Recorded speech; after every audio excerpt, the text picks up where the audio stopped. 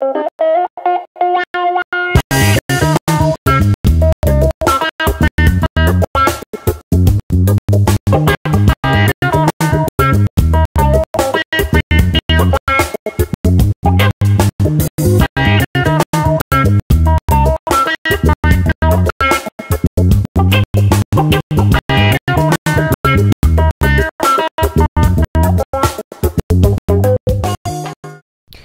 worked in the Martinborough vineyard. It's situated 80 kilometers north of Wellington. In this plain, the soils are mostly alluvial. The main planted grape is Pinot Noir.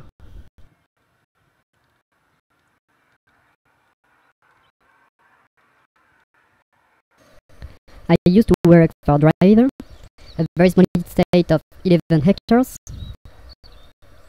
They produce some of my favorite wines that I found in New Zealand.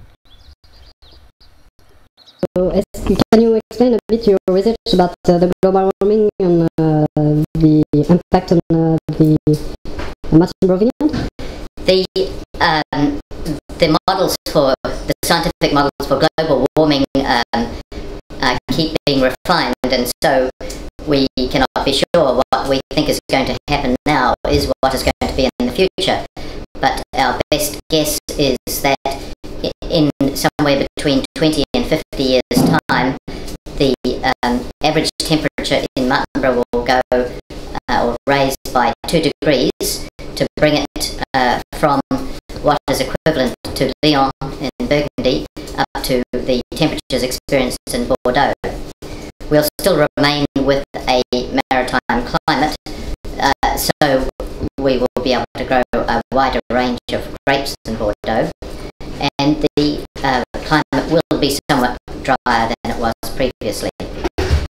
In that same period, climates such as found in Portugal and in parts of Italy will be increasing somewhere between 6 and 8 degrees, which means that they then become only marginal for growing wine grapes at all, and it is expected that by the end of this period the Napa Valley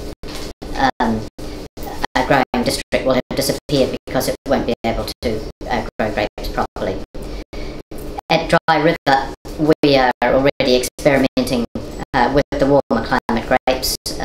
We have planted a proportion of Syrah, which is quite difficult to grow at this point. We harvest it in early winter, but clearly we expect the situation to be better. We're also experimenting with Tempranillo and hope to be in production in 2 to 3 years, plus Viognier. And these are what I describe as our insurance policy against climate warming. We leaf pluck 100%. Every leaf from the fruiting zone at 80% flowering is removed by hand. Why? Why? For exposure. Yeah. From 80% flowering to veraison, from fruit set to veraison, the berry is going through cell division, so it is adapting to the environment that we are putting it into. And in New Zealand, with the conditions we have, it can be very cool climate.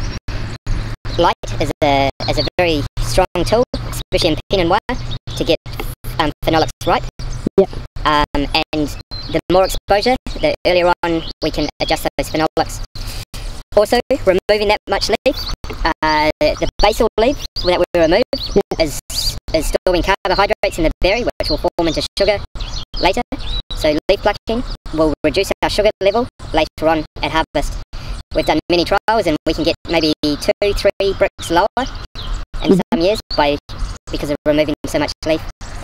And for disease, it is so good. It is just completely exposure. There's no shading. There's no build up for what's the word? Moisture build up underneath the leaf. When the wind comes, the berries are dry and being exposed so early. The skins are very, very strong, and within the skins the anthocyanin and pigment development is much greater because of the exposure. It is very different to what a lot of people do. They think to leaf pluck later is better, but again, many trials have been done at Dry River, and this is incorrect in our view.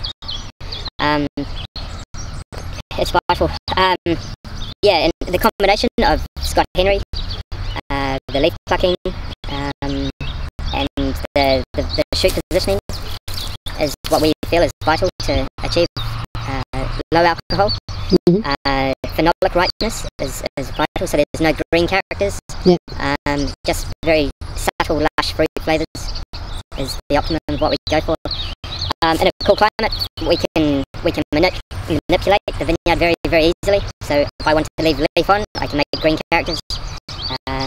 I want to make big crops, no problem. I can reduce my crops, no problem. So yeah, we're just trying to find an average across the board. We think maybe 2 tonnes to the acre, 2.2, sometimes 2.5 tonnes to the acre is optimum for Pinot Noir. And what about the white? So you 100% of leaf plucking is good? Yep, but with the white wines, we leaf pluck a little bit later. We leave until till fruit set. So the pea size berry, after flowering into the next stage, we expose at that point. We've done some trials earlier on Gewürztraminer because of some sunburn on the skin, and the years that in the trials that we exposed at 80% flowering on Gewürztraminer, no sunburn.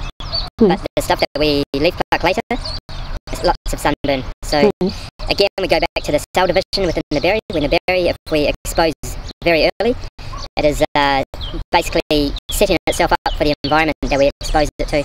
So if it's lots of sun, the skin is very tough and never too much sunburn. And going early at that point, like I said, removing the leaf helps to keep the sugars low for the aromatics. How was the vintage? The vintage was great. Very orderly. Orderly means everything behaved very beautifully, and we were quite long vintage. Pinot Noir was first, and that was the middle of March, and then Syrah was the finish, and that was the middle of May. So very, very long vintage, but very happy. Good volumes. And the quality? Quality. I think we'll wait till we see it in the bottle, but I think it'll be good. Very happy. Just ask, why do you like to be very clean, like use wild dry yeast? And yeah, more predictable. I guess I like surprises, but not in winemaking. Surprises for presents and things like that are good, but not for. And we don't have very good yeast, natural yeast in the winery. Not a very good population, so it's just better control of fermentation if we inoculate. Okay. And so the oxidation is also controlled? Yeah, we would like to, our philosophy is to make wines that age, wines to cellar, and so therefore we try and do lots of viticulture to ripen phenolics and get the phenolics of the wine perfect, because in the winery it is all anaerobic, and that is to ensure the preservation of all the right phenolics that we get in the vineyard. And we enjoy drinking wines that are 20 years old. Oh, 20 years old. Yeah, we get a lot of enjoyment